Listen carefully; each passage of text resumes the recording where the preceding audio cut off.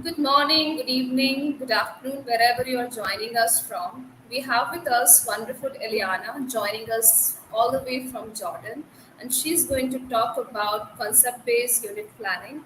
To add more about her, she is a highly experienced MYP educator. She deals with a PYP also, so like she's versatile, and she is a CBCI trainer certified by Dr. Linnerickson and Dr. Lewis Laring. And I'm very glad to have her with us, and she's going to share her expertise about concept-based unit planning, and which is quite relevant to all the PYPNs. All and quite relevant if you are in MYP and you're not teaching PYP in MYP, but we all should learn how to plan and deliver our lessons conceptually if you we really want our learners to transfer their knowledge to the real world. So very warm welcome to you, Eliana. Please introduce yourself. Over to you. Thank you. Thank you, Ashna. Thank you for all the welcoming. My name is Elyana Zawaideh. First of all, I would like to thank you for your invite, and I would like to thank you for all the work that you've been doing. I think conducting sessions, calling educators from all around the world to conduct these sessions and help the educators in improving their own implementation. This is something that's really wonderful. So thank you for that. I live in Jordan, Amman, Jordan. I'm a language and literature teacher for years 4 and 5 in the MYP, and I'm also the English coordinator at my school. I supervise both PYP and MYP at the same time. This is why I have the experience in PYP. I started as a PYP educator and then moved all the way up to the MYP. I'm also an IDU BQC reviewer for the IB. I'm a concept-based curriculum instruction trainer. I do workshops for concept base here in Jordan, and I do it online as well. In addition to all of this, I'm Jordan's Global School Advocate for the year 2021. So everyone who knows me, they know I talk a lot about SDG goals and how you can implement them within the curriculum and how you can integrate them. And I also hold a batch 3 in learning to transfer.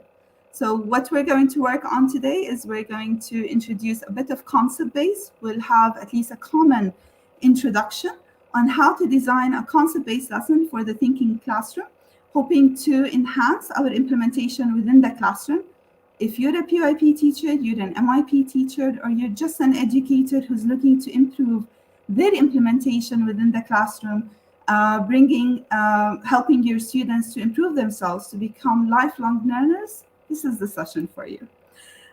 We already briefed our introduction, so let's start at the beginning simply with introduction. So if you're joining us, let us know your name, what do you teach, what's your grade level, and if you look at the image, try to choose a number that represents your status when designing concept-based lesson. Are you number 1 or you're number 2? You're that excited, you're beginning the road, or you're 12. You're already all the way through concept base. So which number actually represents who you are? If you want, you can write it on a piece of paper because we're going to go back to it towards the end of the session just to see your development regarding that. So I'll give you a bit of time if you want to introduce yourself.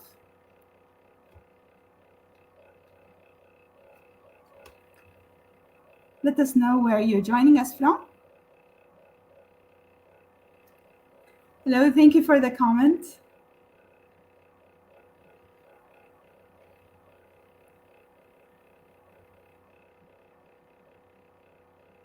You see a lot of PYP, IB teachers, for example, they know concept-based, they work with concept-based, but they think that there's something missing. So are you one of them?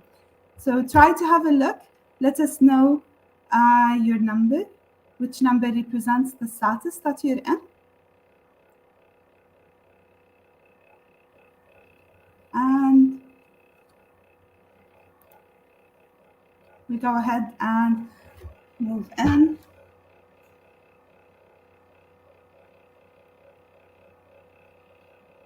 First of all, I would like to thank everyone for joining us. I know it's either in the afternoon, beginning of the day, or your evening. I know some teachers, they already started their their end of school year. Some of us, just like me, we're trying to catch up, finalizing the year, heading towards our vacation. Thank you, Diana. Diana is from Beirut. You're a PYP homeroom teacher. Okay, number 2. Thank you, Diana. We have Muhammad Yassin. You're from Pakistan. Can you tell us which number represents the status that you're in, Muhammad?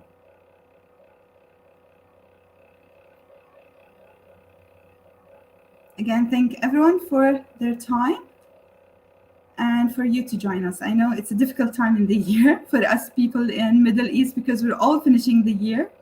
We're heading towards the end. So how about we start now, and then you can have your own time by introducing yourself within the chat. Our session objectives for today: what is concept-based curriculum and instruction, CBCI. So we'll try to at least ensure that we all have a common understanding toward concept-based. Welcome, grade 6 teachers. Thank you. Higher secondary school, definitely welcome. Most welcome. And then we are going to move on. How can teachers design inquiry learning engagements in a concept-based lesson? So you'll see us while we're discussing what is concept-based instruction, you'll start having ideas. These are the elements that I need to have in my inquiry learning engagement, and you start to build that up.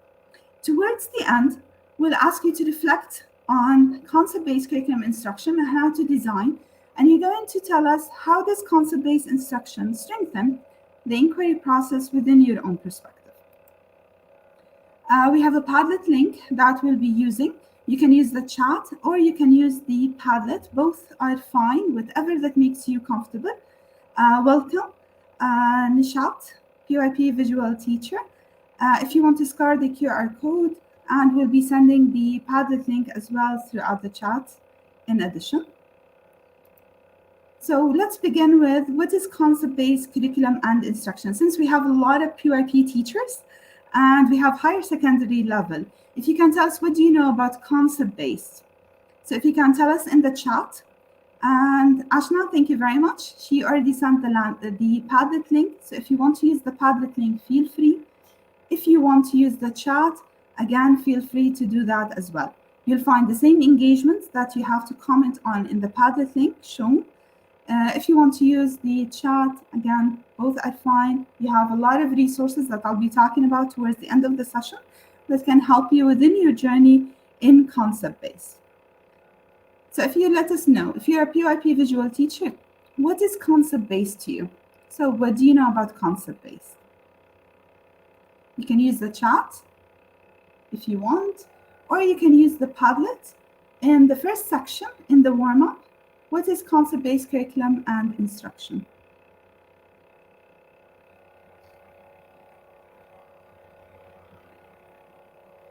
I'll tell you about my journey in concept-based. I've been an MYP English teacher, and I used to take a lot of workshops, and I used to think, yes, I know everything about concept-based. But I attended one of the sessions for Rafael Mendoza. He's also a CBCI presenter and trainer. He's well known for us language teachers. And when I attended his session, I thought there's something definitely missing, so I need to inquire more about. And this is where I actually began my CBCI journey. And I participated in Lynn Erickson's certification. It was for 9 months, and I actually did it during COVID time. So it was a very challenging time to give lessons online, in addition to do the certification online, attending Zoom sessions. It was very challenging yet interesting, and I have to say, it totally transformed what I used to know about concepts. Okay, so let's begin. So what is concept-based curriculum and instruction? So I'll let you know. CBCI is a 3-dimensional curriculum. This is the first thing that we need to know. So if we look at the model, we'll see the facts and the skills as a basis. Usually a lot of people tell you in concept-based, we don't focus a lot on facts. This is the first misconception. Facts and skills, they have the foundation, or they lay the foundation for concept-based. But what is the difference from a 2D model to a 3D dimensional curriculum? Is the additional layer. So we have the facts and the skills, and then what do we do? This is the lower level skills. And we add the conceptual understanding as a new level. So we have the students, they explore these facts with the skills, and then what do? We can imagine it as if we have a mental construct in our brains, and we try to classify all these patterns, all this knowledge that we're actually understanding into organizing ideas that we call concepts. So these concepts, they're more of an organizing idea in our brain. It helps us to make sense of all the information that we're having, and it makes us create meaning out of it. Once we start understanding and we start classifying, observing the patterns, and we classify them into concepts, this is where we start creating our own generalizations, which is the statements that represent the relationship between the concepts. These generalizations are the statements that actually transfer from one discipline into another, or we transfer them into a totally new situation. So you have these generalizations and you have the principles. The principles, they're a special kind of generalizations. Usually science teachers, they use these principles because they're facts. They're always true in all situations. Okay? So when we're talking, every time we're looking at CBCI, remember, it's a three-dimensional curriculum. We have the facts and the skills, and then we add a new layer where we actually organize all these patterns, all the information, and we create meaning out of them when we use our concepts. When we have our concepts, we explore the concepts, we create generalizations. We create a connection between all these concepts in order to reach the learning target, or we reach the bigger idea that we want to understand. So based on that, in concept-based instruction, the lessons are deliberately designed so that students construct their own understanding. Mostly we see PYP teachers. So PYP, usually what do? We have the central idea, we have the lines of inquiry. We share at the beginning of the unit with our students, we unwrap them. MYP, we share our statement of inquiry. When we're looking at concept-based, we're simply asking you to withhold that information. Don't share it at the beginning. Keep students curious throughout and give the students the luxury of creating their own generalizations. And this is what we call the inductive approach. So students, they are the ones who are exploring the facts and the skills. They are the ones who are creating meanings. They are the ones who are exploring the concepts. They're identifying the relationship between the concepts, and they are the ones who are formulating their generalization. Usually, this requires higher level thinking skills. So we're using our critical thinking, our creative thinking, our problem solving skills. And we have a lot of integration of ideas. So we see students connecting ideas from languages, different languages, math, science, for example, sometimes drama, because we have a connection between them. And this results in students personalizing and better retaining understandings. We as teachers, sometimes we say, I've taught this to my students last year. We practiced a lot. We've been practicing for a whole month on how to write a paragraph, but my students still don't know how to do that.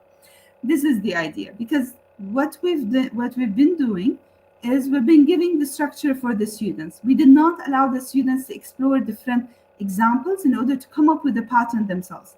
So we took away the pride of the learning and the pride of the using their cognitive skills.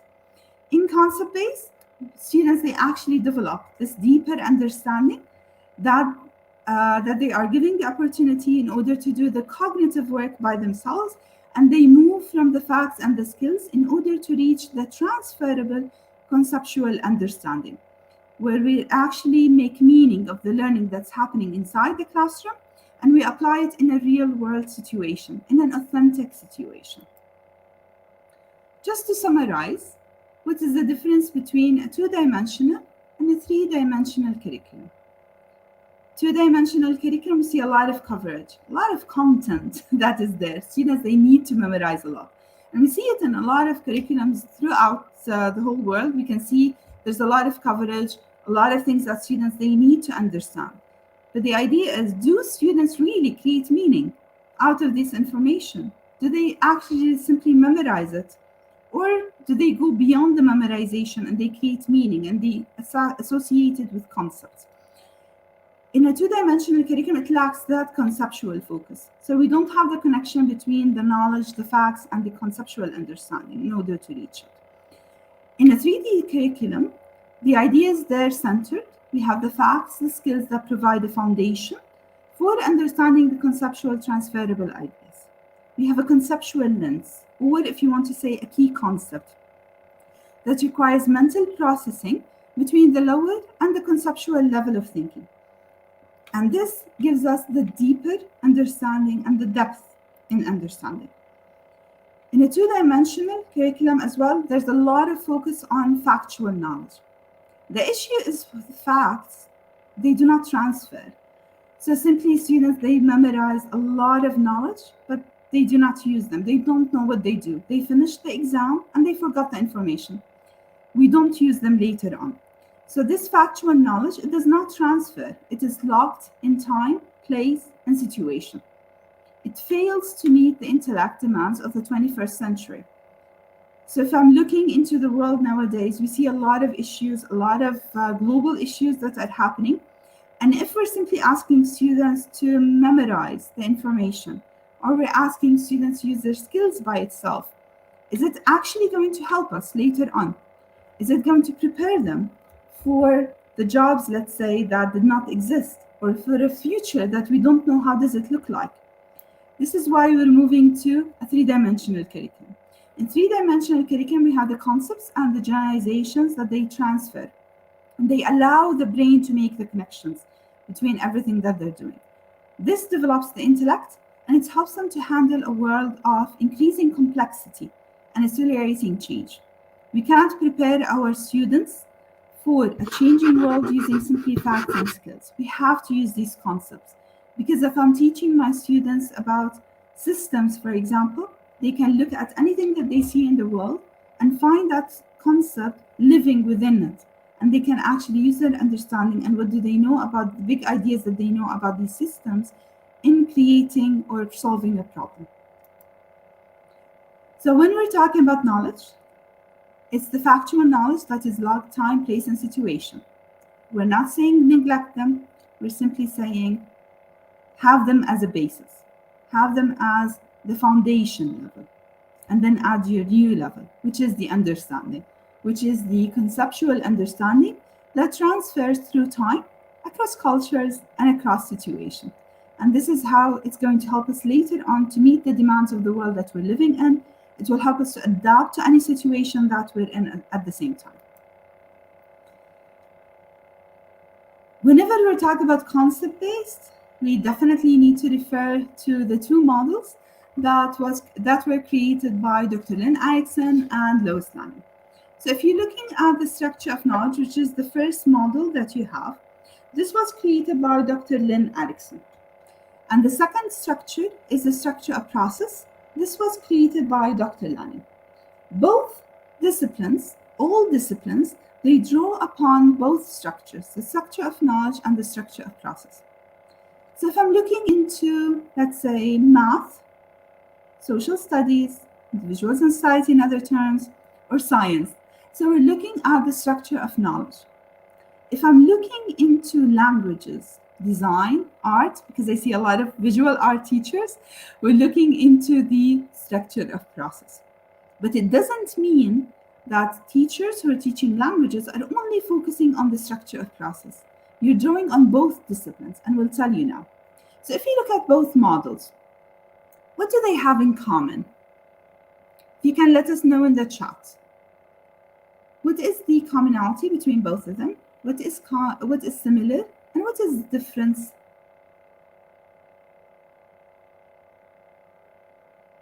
Have a look. To give you a hint, the models, we read them bottom up. So we start from below, from the facts and the skills, and then you move up the spectrum.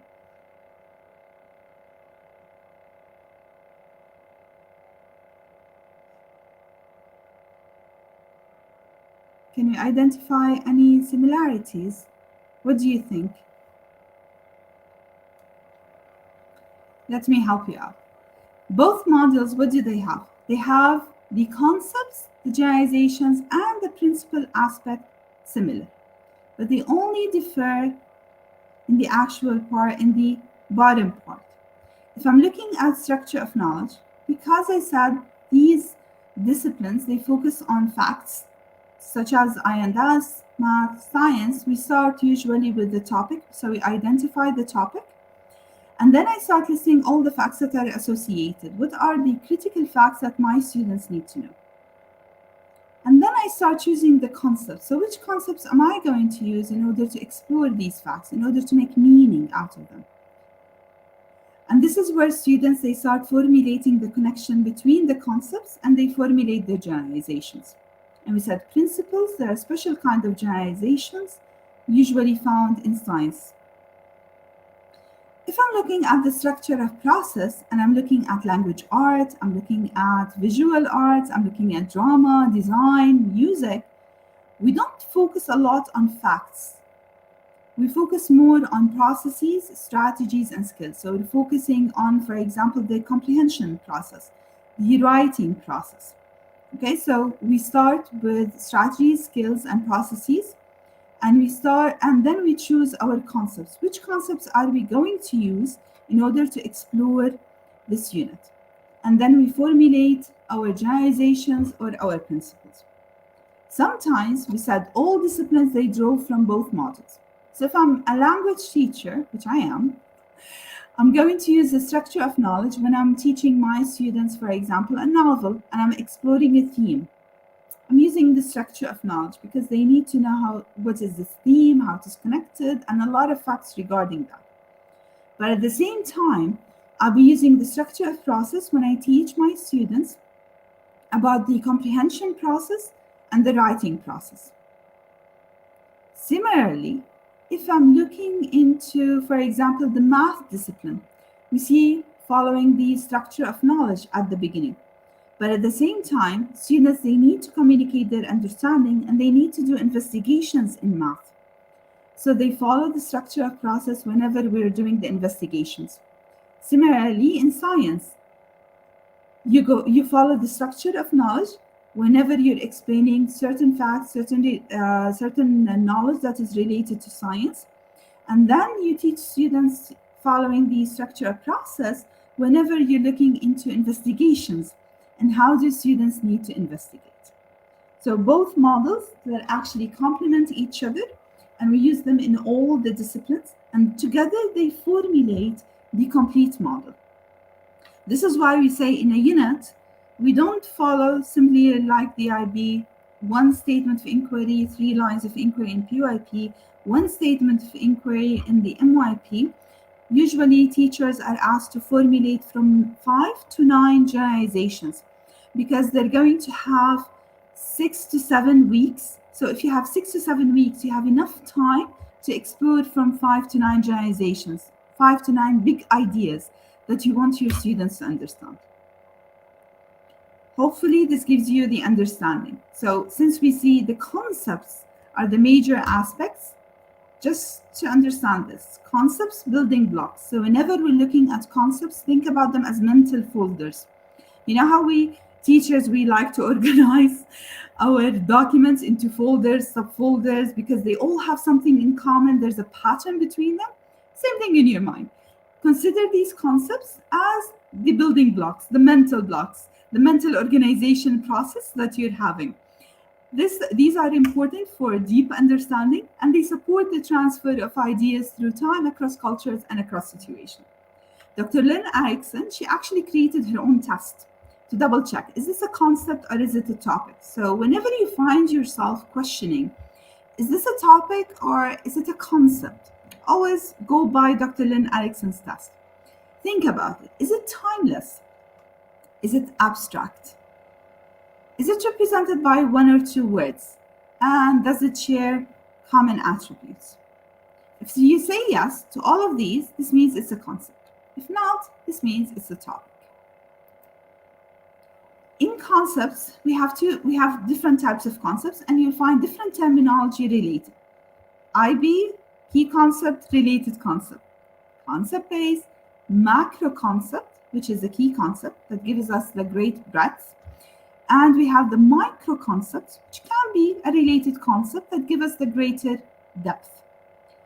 Even though sometimes when we look at our concepts in the IB, some of the related concepts that we have can actually be a macro concept. And we look at the definition, we can actually narrow it down, break it down into more micro concepts. You can find different terminology, we said that. So IB, key concept, related concept, concept-based, macro concept, micro concept. If you're doing learning that transfer, you would find modern literacies, real-world context. So you'll have the different terminology, but they all refer to the same thing. These mental constructs that are actually helping you to create generalizations and to transfer the learning that is happening. Let's look at different examples. So we've been talking about the structure of knowledge, structure of process. We talked about the concepts. We talked about formulating generalizations. Now let's see them in action. So this is a structure of knowledge. And we're looking into the topic of global migration in the 21st century. Social studies, individuals and societies topic. The first thing you do is you choose your topic, you list your facts. What do your students need to know? You need to make sure that you list all the critical facts, the critical knowledge, the vocab that your students need to know, associated with critical skills as well that you need to develop. And then based on what you have, you start identifying your concepts. So which concepts am I going to use to explore that? So I might be looking at migration, opportunity, conflict, survival, freedom, poverty. These are different examples and concepts that I'm using. And again, they are a mixture of macro and micro concepts, key and related concepts. And then we formulate the generalization. We said the generalization is simply a statement that represents the connection between these concepts. Usually, we ask teachers to work with a STEM. The students understand that. So we have two examples. The first one, political conflict, poverty, or natural disasters drive people to migrate in order to survive. So if you notice in the first statement, what do you notice about it? Have a look at it. You have words in bold. What are these words in bold? These are actually our concepts. So we can see the connection, how poverty or natural disasters, they actually drive people to migrate. So we see the connection between migration and between conflicts, migration and poverty, migration and natural disasters. So the statement actually represents the connection between these concepts. It's a big idea that our students, they're going to explore. We as teachers, we formulate these generalizations, but then what do? We don't share them with students. We create inquiry questions. So we create factual, conceptual questions, and sometimes debatable questions. Usually in a unit, we have 1 to 2 debatable questions that will drive students into reaching that understanding. So if we look at the first generalization, do we see any personal pronouns? Do we see I, we, our, they? We don't. Why? Because simply we don't want to lock it in a certain place. If you look at the tense of the verb, again, drive people. So drive, it's in the present tense. Again, we don't want to lock it in past tense. Because if you use past tense when you're writing your generalization, you're locking it in a specific time. Let's look at another example for the same concept. Migration may lead to new opportunities or greater freedom. Here, the statement has a qualifier. We language teachers, we love using qualifiers. Why do we use it? Because this statement may not be true in all situations. So we might have that case. And we use the statement, we use the qualifier to show that this statement might not be true in all situations. And students, they explore them. So this is one example from social studies. This is another example, and we can notice the difference between them. This is a high school generalization. Again, it's from I&S or social studies. Students understand that forces of imperialism, nationalism, materialism, and geopolitical alliances taken to the extreme can lead to international conflicts. So if we notice here, we can see the greater complexity of the concepts that we have. So with the upper grades, whenever you're moving with the grade level, more complexity comes in, and your concepts, they become more specific. So when you formulate your generalization, you need to pay attention to the age group that you're teaching. If I'm teaching to KG, the generalization needs to represent to that level. Middle school, same thing. Primary, same thing. High school, same thing. So when you're moving across the grade levels, your concepts, they're going to become more specific, and your generalizations, they're going to become more complex. And students, what do? They transfer these previous generalizations, and they use them as a starting point in their learning journey. Let's look at another example. This time we're looking into a literacy unit, and we're going to look at it from both perspectives, from the structure of knowledge and the structure of process. So if we're looking at it from the structure of knowledge, we're looking into how can we change the world. So if I'm teaching a novel, how can we change the world? I'm looking into the theme, so I'm looking at all the aspects that are related to it, the historical context, the social status, for example, the political status of the country.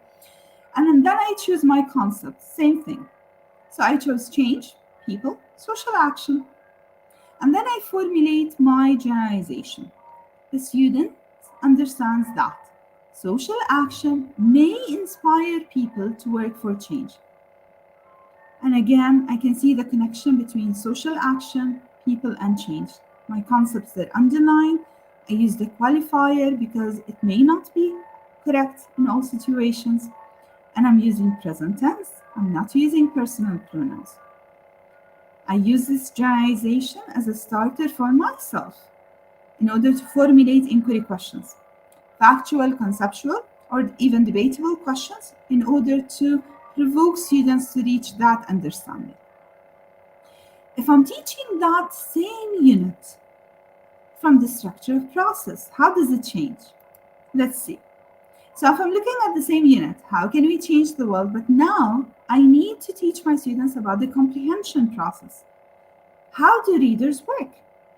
So we're looking into the concepts of readers, reasons, claim, text evidence, and multiple viewpoints.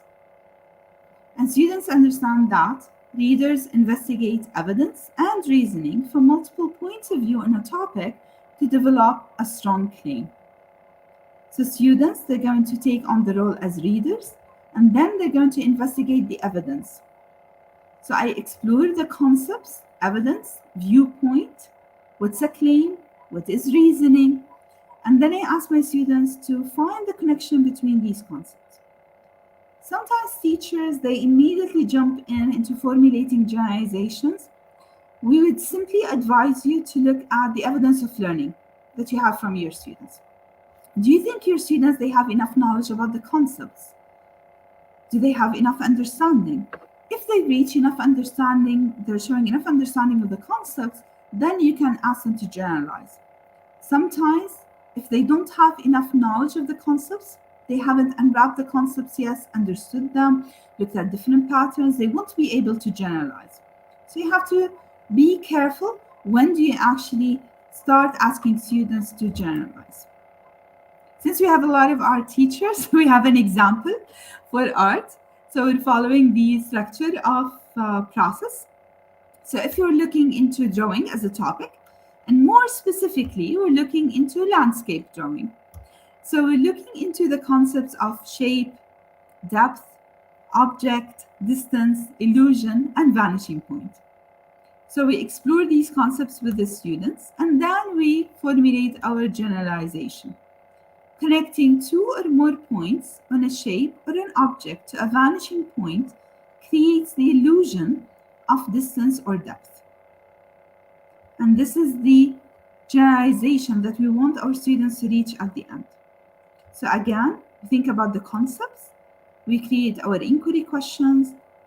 Definitely we create the summative task, the accumulating summative task, we keep it in mind, and then we start designing our learning engagements. This is one more example for math teachers, if you have any math teachers within the audience. Math is a special discipline because math is a conceptual language. So, whenever we're talking about topics in math, topics are actually macro concepts, and then we break them apart. So, math is a conceptual language. So, pay attention to it. So, measurement is actually a topic, but at the same time, it is a macro concept. And then we're looking into our micro concept, the related concepts. So we're looking into units, data, line plot, graph, equivalent, conversion tables. And then we ask our students to formulate their generalization. Line plots display measurement data in units or whole numbers or fractions. Or conversion tables allow for the representation of measurement equivalents. So again, same method we've used. We identify our topic, we identify our critical content, we choose our concepts, which concepts are we going to explore with students, and then we formulate our generalization. We don't give the generalization to students, but what we do is we create questions that they're going to help the students to reach that generalization. And we ask our students to formulate their own generalizations. So if you're team leader, you're the teacher, you're the curriculum writer, you're the coordinator, or sometimes we have people who are actually doing that. So curriculum writers, what do? This is the same process. They choose the unit title. We start webbing our unit into our different strands, and for each strand we start writing our list of concepts. Then we choose our concepts in order to formulate the generalization. So the generalizations, they're actually the target understandings that we are teaching toward. So students realize the generalizations through concept-based instruction, which we gave hints throughout. These are simple checkers that we need to remember when we formulate the generalizations. Definitely practice formulating generalizations by yourself first and then do it with your students. We went into generally how do we check our generalizations, but we still have a long way to do. There are different levels and how do you provoke them, but this is simply to give you a general idea on how to write generalizations. Always check them. Do we have proper personal nouns? No proper nouns in the statement? Does it have a present tense verb? Does it contain at least two concepts? Is it a transferable idea? Is it age appropriate? Do you want to have a qualifier or not? So now what we're going to do is we'll give you time to at least think about everything that we've been saying. So think about a unit that you have taught or you're currently teaching or you're simply adding to your own units now if you're planning your year ahead. Choose one of the structures to work with. Identify your concept and write your own generalization. Remember, your generalizations, they're simply the summaries of thought. What do I understand as a result of my study that I need to transfer? To help you out, I'll show you the two models. So choose one of the structures. You might want to choose structure of knowledge, or you might want to use the structure of process. Think about your topic, think about your concepts, and formulate your generalization. If you want to use the chat, you can use the chat. If you want to use the Padlet, you can use the Padlet. Think about it and let us know in the chat. So you can share your generalization. Simply you see the plus sign, you click it, add your topic, add your concept, and add your generalization. This will give you an idea of how do you want to do it. If you don't want to do it on the Padlet, you want to share it via chat, definitely do that. Have a paper next to you, write down your topic, choose your concepts, and then formulate your understanding and just share them within the chat. If you don't want to do it now, it's fine as well. You can add it to the Padlet, and I'll be checking the Padlet later on, and I'll give you feedback on it. So I'll give you 1 minute to think about it. If anyone is willing to share. I see a lot of PYP teachers in the chat. So hopefully you will enjoy it and it will help you if you're going to start your unit later on. People are appreciating you like anything in the chat. I can see. So the different people from different nationality who have joined us. We have people from India, Bangladesh, Pakistan, and I think from Barrow. And one of my friend, he is also a YouTuber and a PYP educator. He's joined us all the way, I think, from Belgium. So yeah, people from different nationality are learning about concept-based learning. So be a risk taker, guys. Share your generalization, and you will get a feedback from Eliana. That's wonderful, right? Definitely. So thank you very much for joining us today. I know it's a bit late in India and Bangladesh, so Yeah. I really appreciate you staying here and attending Concept Base first. Thank you very much. Definitely use it in your PD. Thank you very much for that. So if we don't have any risk takers, we'll move on, but definitely feel free to share your generalization either in the chat or on the Padlet, and definitely we'll be looking at them as a 1 minute reflection. We always like reflection, and sometimes when we give a lot of information, because I know I've been giving a lot of information, we'll give you a 1 minute reflection. We're going to use a strategy headline. So write a headline that represents your understanding of what is concept-based instruction. Headline, usually it's a visible thinking routine. It helps students to capture key points when you want to check their understanding. If you want to share it in the chat as well, you can. If you want to use it in the Padlet, what do you understand now about concept base? I'll give you an example. The power of concepts, you can say, or inductive approach. When we're teaching students concept base, we've reached at least the first objective for our today. So hopefully now we all have a common understanding of what is concept based instruction in order to help you out later on when we're moving into designing concept-based lesson and instruction. So if you want to share in the chat, headline, a very short headline that captures your understanding. What is the core message that you understand now? So what is concept-based curriculum and instruction? Let us know in the chat, or if you want to use the Padlet link, you can also use the Padlet link.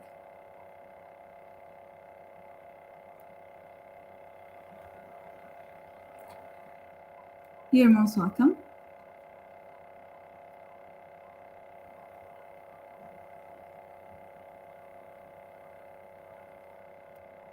Thank you very much.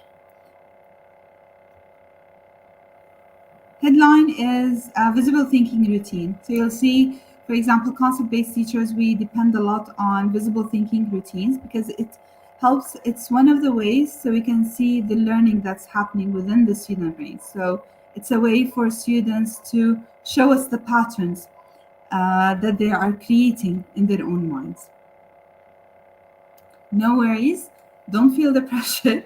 You can share within the chat and we'll go through your 1 minute reflections once you share them. For now, we're just going to go to how can teachers design inquiry learning engagements in concept-based lesson. So from everything we said, mostly we might have an idea on how can we design. So if you want to think about it, based on everything that we said, what do you think? How can teachers design inquiry learning engagements in a concept-based lesson? What would they use? You can share your ideas in the chat, or if you want to share them on the Padlet link, both are fine.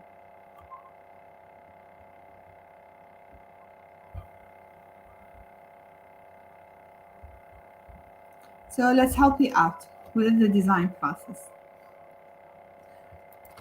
Okay, so if you're designing a concept-based unit, what would you do? And you can share your reflections, don't worry, we're already going to check them out.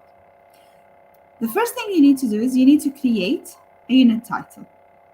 Make it engaging, make it provocative for your students. So if you're teaching a unit about identity, let's say, Don't make the title identity. Try to make it more provocative. Try to engage your students with them because this is their first encounter with your unit. And then identify your conceptual lens. What is your key concept that you're going to use to explore throughout the unit? Identify your unit strengths. If you're a process-driven discipline, this means you're going to use the web, understanding, responding, critiquing, and producing. If you're a knowledge-driven discipline, you might be looking into, if you're a science discipline, you might be looking into chapters that you're teaching. If you're INDS or individuals and societies teacher, you might look into history, geography, economic as a stance. Okay, so we start webbing. It's a one way for us in order to brainstorm about the unit. So we web out the unit's topic and concepts under the strands. And after you choose your concepts, you write your generalizations that you expect your students to derive from the unit study. So what students must understand conceptually. Yes, students, they need to generalize, they need to write their own generalizations, but we as teachers, we need to write them as well because we need to practice with the students. So I can help my students within the classroom in order to formulate them. Students, they might need help at the beginning. You might need to give them statements where they fill out the concepts, or you might want to give them a starter of a sentence, a stem, and then you ask students to finish it up. Or if your students, when they become more experienced, you just ask them to generalize using the concepts. I went through all the processes with my students. And then what do? You take each generalization. We said in a concept-based lesson, we use 5 to 9 generalizations. And you take each generalization, and then you develop your guiding questions. Which questions are you going to ask the students in order to help them scaffold or reach that conceptual understanding? So we formulate factual, conceptual, and debatable questions. Generally, you don't have to have debatable questions for each generalization, but at least you need to have 1 or 2 for each unit. Sometimes we add these Z questions or concept attainment questions, definition questions. They're all related into concept definitions. After you develop your guiding questions, you identify the critical content, what students must know. And you need to remember to link it to your age. So what do grade 2 need to know? What does grade 6 need to know? And you start identifying the critical content.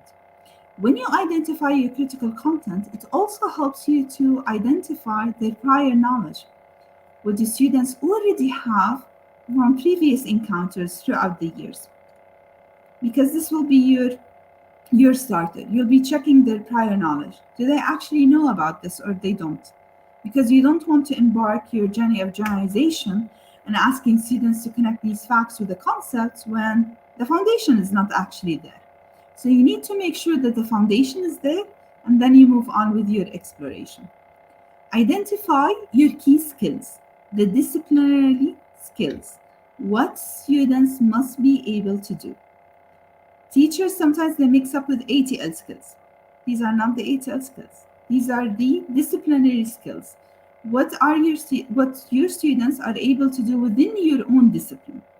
For us, sometimes we might have a resemblance between the ATL skills, some of the ATL skills and some of the disciplinary skills, but you need to distinguish between them.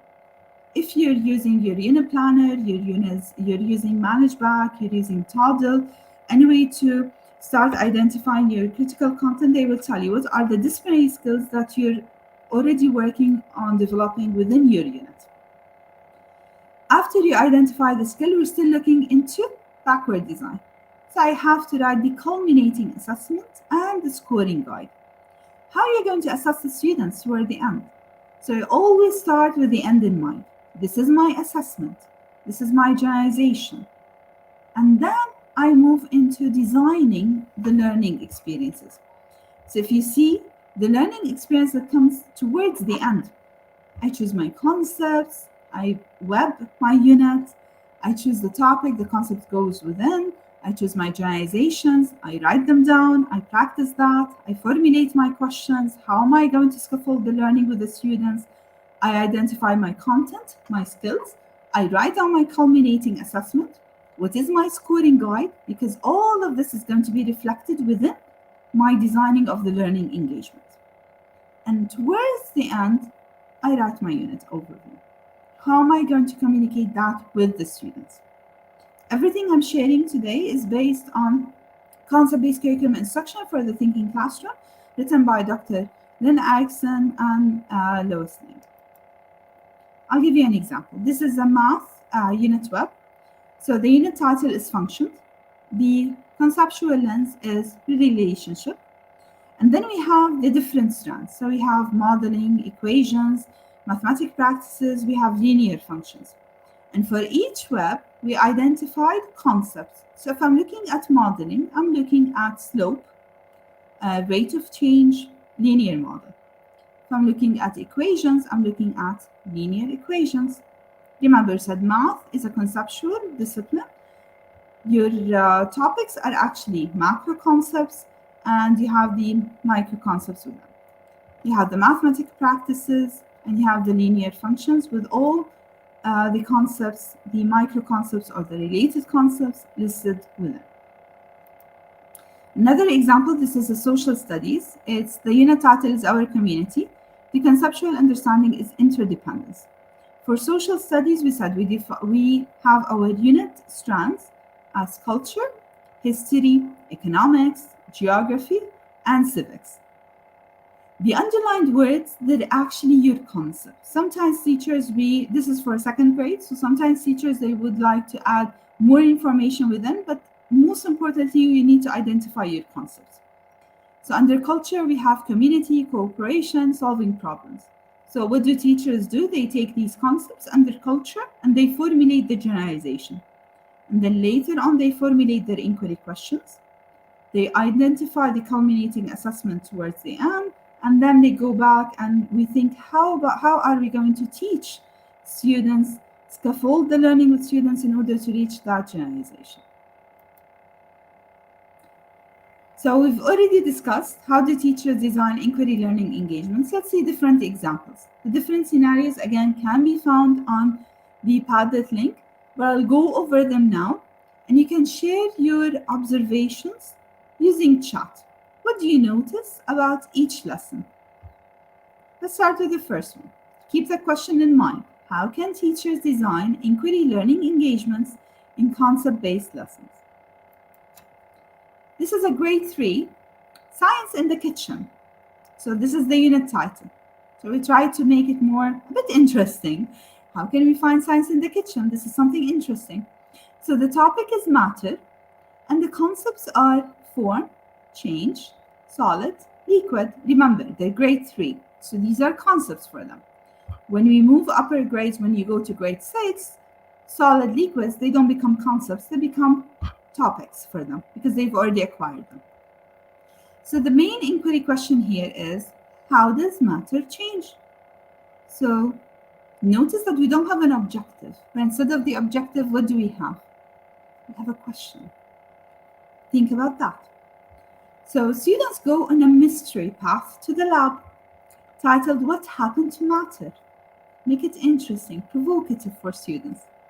They use predict, observe, and explain graphic organizer. Science teachers, they love that graphic organizer. If you're on the Padlet, you want to make sure to double check the resource tab. There's the packet for predict, observe, and explain, and how you can use it in different grade levels. Upon reaching the lab, allow students 5 minutes in order to explore the surrounding. Remember, they're still grade 3. Very good. Yes, we have a question to inquire to. So we don't have an objective. We have a question that we're inquiring. Thank you, Diana. Upon reaching the lab, allow students 5 minutes to explore the surroundings in order to check the knowledge of the terms. Remember, they're primary level students. So we need to double check that when they're in the lab, they already know their surroundings. They know what are the things that are there. So do a very quick naming game to double check they have the vocab with them. Definitely, if you're in the lab, you went through the safety rules before for all science teachers, before they start telling us what are the safety rules, they've been discussed before. So what would we do? You might want to have different materials that students are going to explore. And you start your experiment. So we start with a prediction. So we listen carefully to the description of the experiment given by the teacher. And we ask them to think about what will happen to the objects when we place them on a heat source. And we ask students to either write and draw, or to draw, or to write. So you go through your differentiation based on the different students' level that you have. And they write their predictions on their paper. After students write their predictions, discuss it with them. So what do you predict? What do you think will happen? If you have a chart paper, if you have a whiteboard, for example, in your lab, you might want to write down their predictions, or you might want to draw them, or write an illustration. And then start with the experiment. Now, students observe. So you select one object each time. If you have more than one teacher within the classroom, you can have different tables in which you actually go through the experiment. So you take the first object, ask them what do they predict, and then place it on the heat source and tell them, let's observe what is happening here and describe what's happening. So they can draw and they can write and discuss with them. So what do you see? Ask them to explain, describe in detail. And then they start with the explanation. So is it similar to their prediction or is it different? Why do you think that? So how does the heat source affect the material? And you go through the second object and the third object, and you write down, students, they write down their observation, their explanation, and you can write them as well on the board. And then you ask students to notice a pattern. Is there a pattern between the objects? And then you reach your understanding. How does matter change? What is the relationship between heat and matter? So what do you understand about matter and its changes? So you can do conferencing. Sometimes you might want to record what students are saying. And this will be a good chance for you as a teacher to tell them to use their scientific terminology. So you can write down words for them. What happened to the form? Did it change? What do we call the state of matter? Is it solid? Is it liquid? What is it? And this will help students to use their scientific terminology in order to explain what do they see. And then you might want to take it a bit further and you transfer their learning. So once they reach that understanding on what is the connection or how does matter change, you might want to ask them, can you give us other examples on such changes from your life?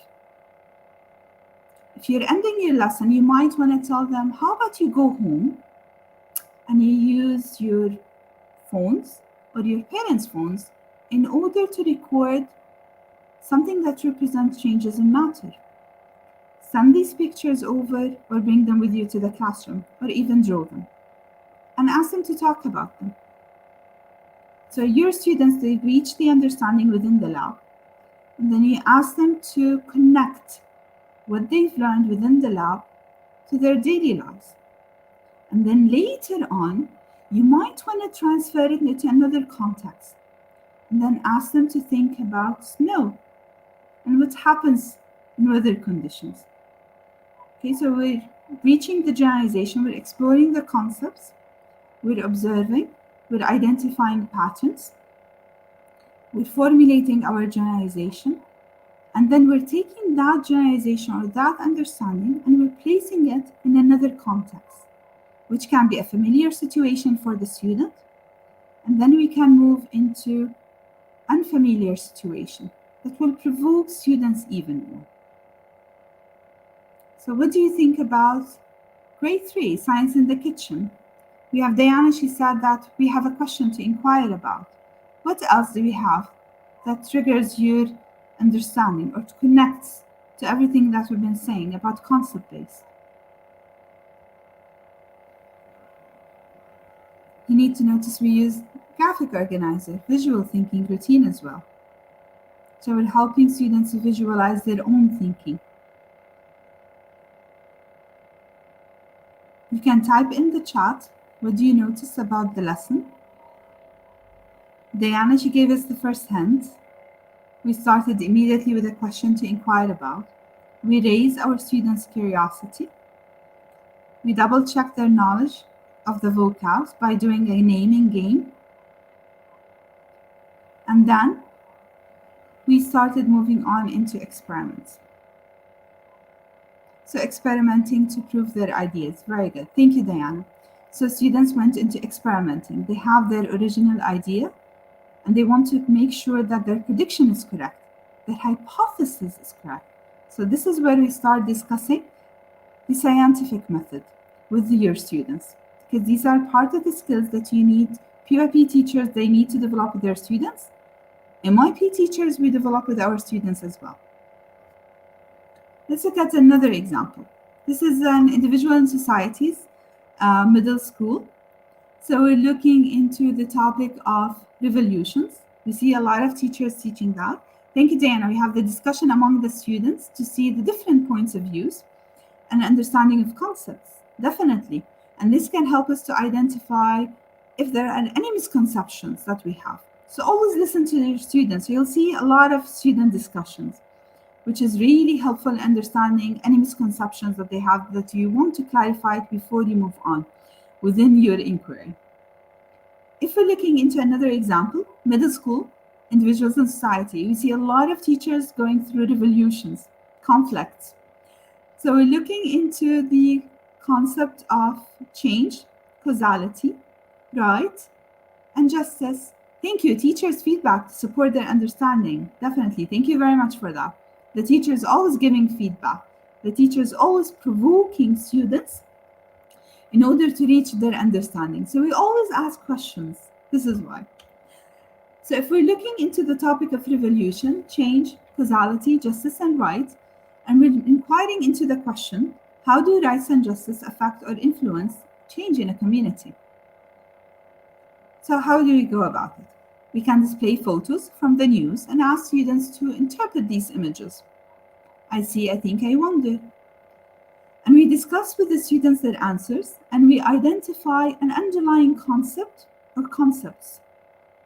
And then we ask students to identify these concepts using see it, for example. State, elaborate, explain, or illustrate. It's one of the strategies that we use to double check students' understanding of a concept. So students, they can explore the relationship between the concepts using one source or different sources suggested.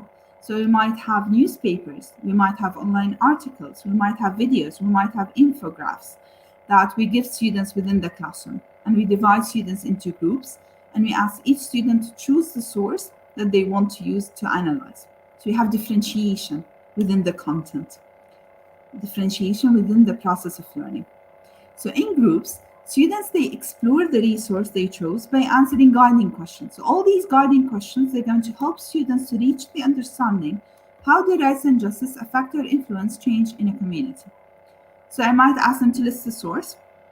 This can be done as a shared document in order for students to identify patterns at the end. Remember, we need to identify the patterns in order to find the connection.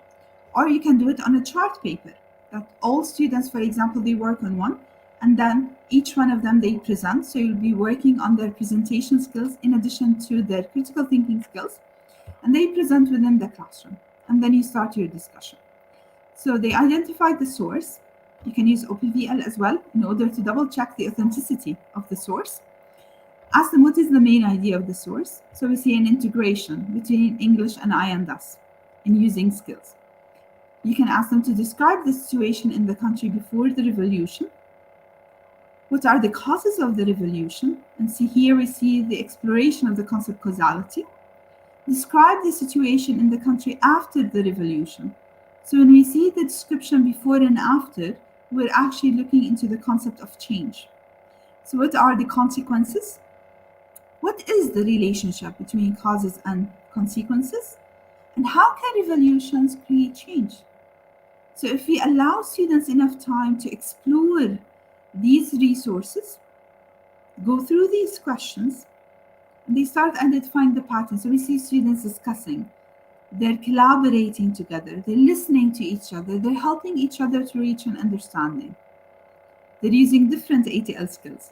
So you can go into organization and self management, you can go into communication, providing feedback, using presentation skills, taking notes as well. So students discuss the answers from these resources. They identify the patterns based on their explorations, and then they formulate their statement of understanding, their generalization, and they share it with this class. So they look at all the answers, they identify the pattern, and then they reach an understanding. And sometimes, because they're middle school students, you might want to check individually, do students really reach the understanding? So you might want to do an exit sheet, or you might want to do a mini informal formative where you ask students to answer the question. And this you will take and analyze and double check, do students really understand these concepts and the connections between them? So you might want to ask them, how do rights and justice influence change in communities? Or to what extent provoke them even further? To what extent can change lead to justice? And then you can use these questions as starting point for the next lesson. This might take a whole week for your students to explore, because you might want to stop at certain ATL skills and teach them explicitly and then move on within your inquiry. So it's a whole stage that students went through. So if we're looking at the social studies, the individual societies example, what do you think? Again, what do we have? Diana, in the beginning, she identified that we have a question. We have experimenting in order to prove their point. There's a discussion between the students. So do we still see that? In the middle school, individuals and societies example, what do you think? You can share through the chat, or you can use the Padlet link as well in order to share your understanding. Let us know. Are you teaching revolutions? Because I know a lot of teachers, social studies teachers, they love to teach conflicts, revolutions, and we have to say, definitely the world is full of it. So we have a rich context that we can actually use in order to explore. Okay, so you can post your comments within the chat and we'll go through them. So we went into a science example, we went into an individuals and societies example. We'll go through another English example this time, and as well from middle school. The topic here is films. This is a grade 9 level, 9 and 10. So we're looking into the concepts of purpose, theme, and connection. So the main question is, how do films play a role in changing a community or society's views of heroes? So the teacher went through the warm-up and we connected it to their own lives. What is your favorite movie as a kid? What did you do? What did you buy? If you're a mother, you would already know that once a movie or a film is being broadcast, kids, they immediately start either with the toys or the clothes or the pens or the mugs. So we end up buying a lot of things. So what did you buy? Can you remember any incidents that are related to the film? So students, they discuss their answers, so provoking their thinking within the unit. So the teacher scaffolds students' thinking by displaying pictures of films, so you can show them even different clips of it. This is a good initial identification of roles of films and their impact, because you would immediately tell, does it impact the economy in a certain extent? Does it provide you with different, for example, buying methods, market methods? Teacher will focus when she's discussing with their responses, and students, they explore the underlying concepts. And then they unwrap the concepts using SEAT. I use the same method because usually in grade 9, they usually like that, and I usually use it in the first 2 units, and then I move on. When I see that my students, they reach a certain proficiency level in using a strategy, this is when it's time to move on to the next one. To further investigate the role of films, you can either do breakout rooms if you're still online, or you can do group work. And you go back to the same question. What is the role of film among teenagers? Now we're going into specific audience, teenagers, children, and adults. And we gave different resources. So we went into a news article, and we went into a multimodal text, and we went to a different article. So each group, they're actually going to take a different resource. So again, we see differentiation authentically being done. Again, we see group work. We see collaboration. So this is how we see the integration of different ATL skills. We see differentiation happening naturally without the teacher actually forcing it to happen. And students, they explore their resources in order to answer the question. So they discuss the main ideas, and then they discuss as a whole classroom. Once they discuss, they can record their answers in a shared sheet, and they give time to observe patterns from the different resources that they went through. And this is when they formulate their understanding regarding the role of film in a community. And will be the first step in revisiting the concept of theme. So here we can use this learning engagement or this learning experience in order to further impact on how do films play a role in changing a community's society or view of heroes. So if you watch the latest, for example, films, you can ask your daughter, who is your hero? Or you can ask your son, who is your hero? Why do you think this is a hero? Do you think the image of heroes changed across centuries and across years? This will be a very good exploration for you to do within your students. So again, we see questioning throughout the whole lesson. So we have a lot of inquiry question going on. Some of it is factual, some of it is conceptual, and that we're provoking students to reach the understanding regarding the role of films in a community. And this is related to the structure of knowledge because we're looking into themes within the unit. So based on all of the reading, how can teachers design the inquiry learning engagement? What makes a hero a hero? Definitely. So we can go through that exploration. What are the characteristics of a hero? Do we actually have one, or does it keep on changing? This is a very good exploration if you want to conduct it with your students. And you'll see the impact of the films, the advertising, so you can look into propaganda as well. So you might go into different themes depending on your age group and what you're looking for. So through everything we've said and through the different scenarios, we can tell that we need to start, for example, with identifying the topic and the concepts. We need to formulate our generalizations. We need to form guiding questions. Definitely we apply backward design, so we choose the assessment. And then we start to uncover the patterns and the links across the different examples. And throughout all of this, we see peer collaboration and equitable access to resources. The resources that we're using, they're age appropriate, and I'm differentiating my content and I'm differentiating my process. So engagements should be authentic, yes, engaging, and allow students to inquire. Definitely. Thank you, Diana, for your input. Very valuable. Thank you. I appreciate it. So this is how we think about it. Okay, so this is simply concept-based. How do we design a concept-based lesson? So in order to develop, keep in mind, in order to develop the competencies in an area of inquiry, students must understand the facts and the ideas in a context of a conceptual framework in order to ensure the transfer of ideas. In order to help you out within your process, I'm just going to give you a couple of examples and strategies that you can use. All these strategies, you can find them in learning.transfer.com, Chapter 8 resources. If you're on the Padlet, you'll find them in the resources section as well. You'll find the template and you'll find an example as well, because we always think exemplars, they give us a more clear idea of how to use it. This is a sample tracking thinking protocol that you can post within your classroom. You can start with an initial understanding. What do you understand about the relationship between this concept and this concept? So you capture students' understanding in one color, or in pencil.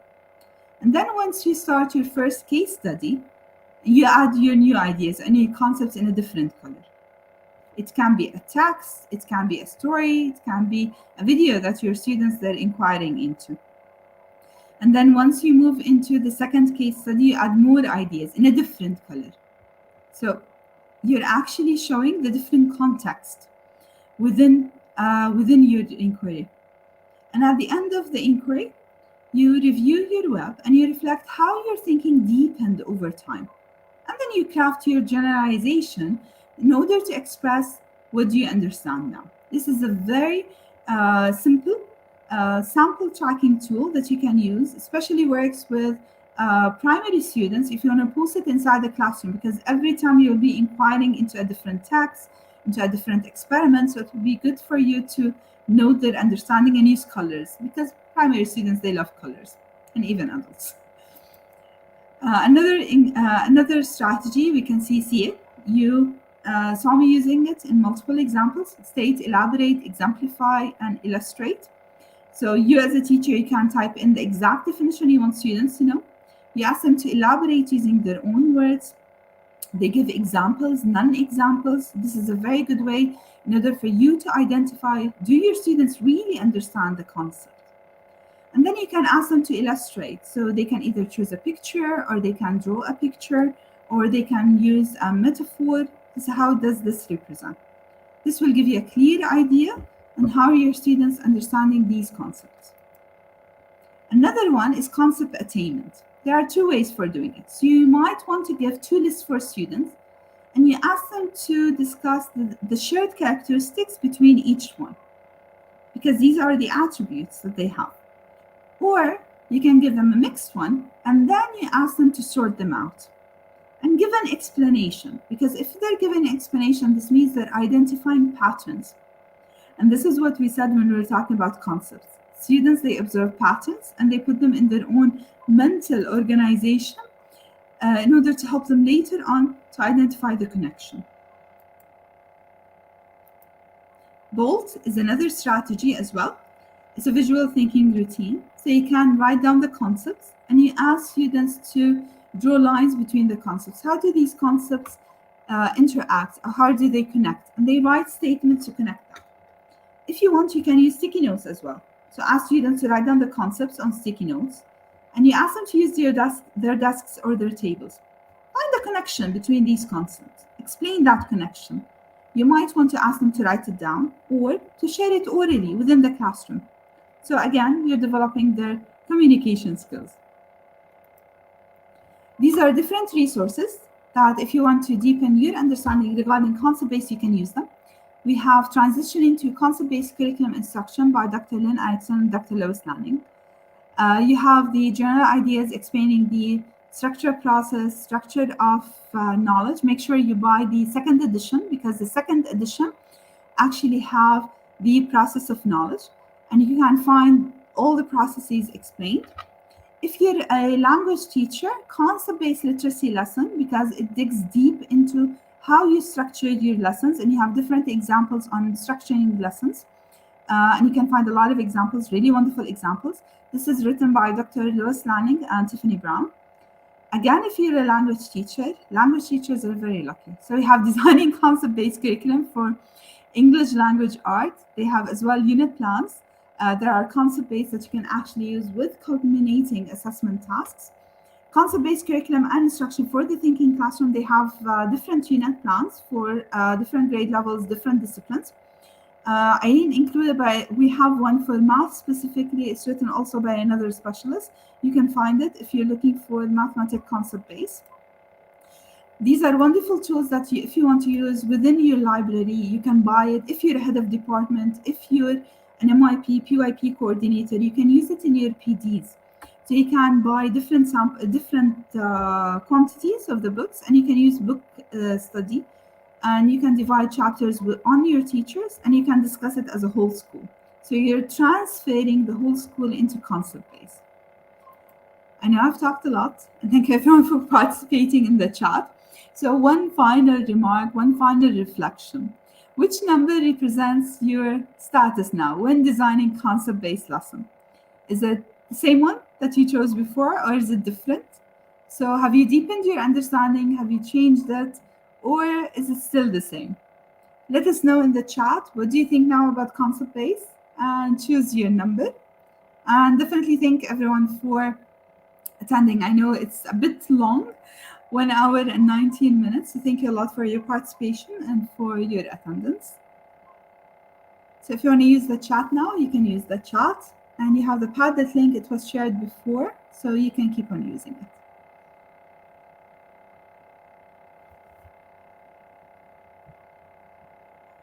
So what do you think, Ashna? Because you were attending as well.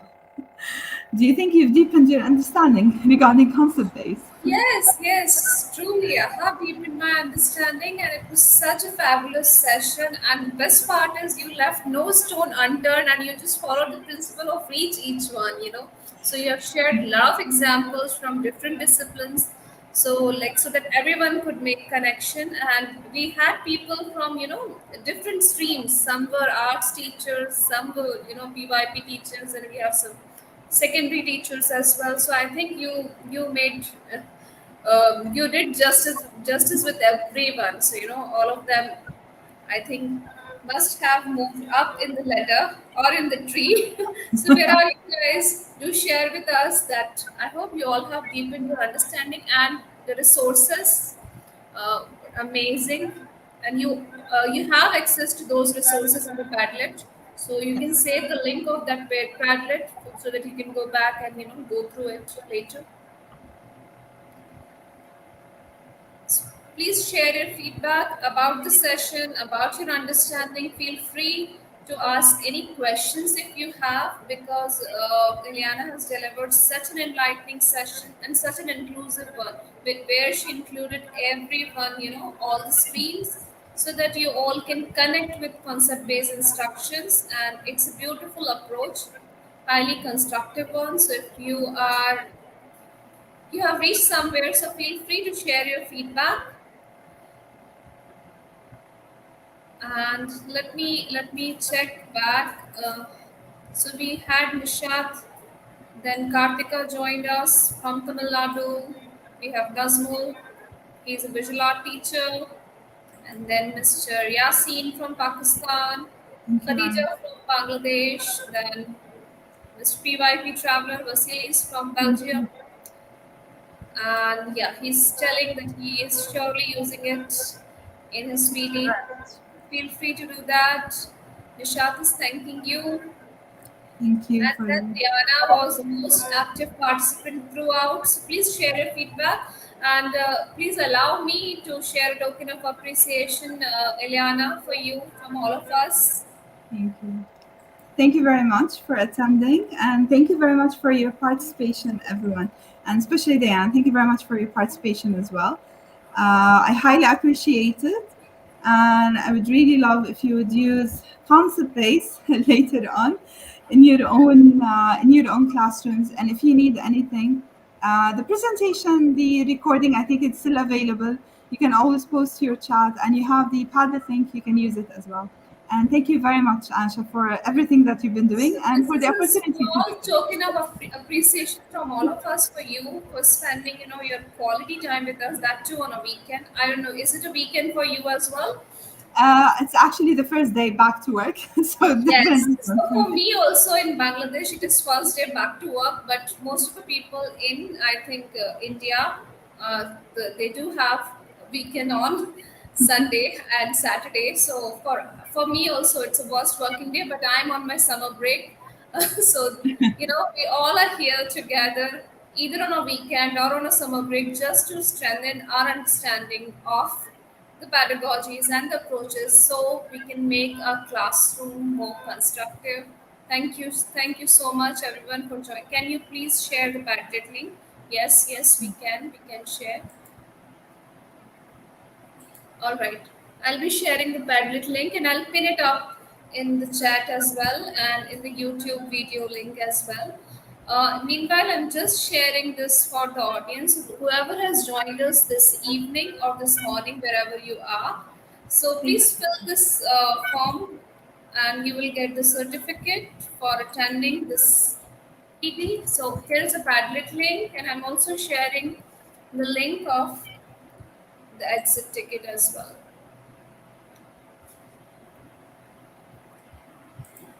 If you have any more questions, you can jot down your questions in the Padlet. I think it is accessible to everyone now, and Elyana will be able to reply back even if we are not live.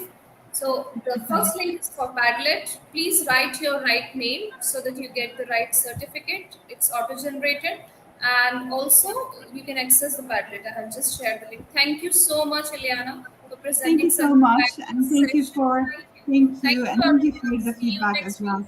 Would you like to conclude, Elyana? Saying bye Uh, bye to everyone. Simply thank you everyone for attending and thank you for your lovely comments throughout the chat. What I believe in that even if we reach one teacher and that we deepen the understanding for one teacher, that one teacher can actually help other teachers. One of my friends, she always used to say the best PD is your teacher next door. So be the teacher who other teachers they actually come and help out with. And thank you everyone for your comments. And if you need anything, please use the Padlet link. You can post your questions. And if you're doing a unit and you want feedback on as well, definitely I'll be happy to join that and to do that as well. So thank you very much. Stay connected, and you'll be back soon, I think, on public demand because you could do justice with everyone. Thank you so much, everyone. See Thank you you. next week. Bye bye. Good night. Thank you. Enjoy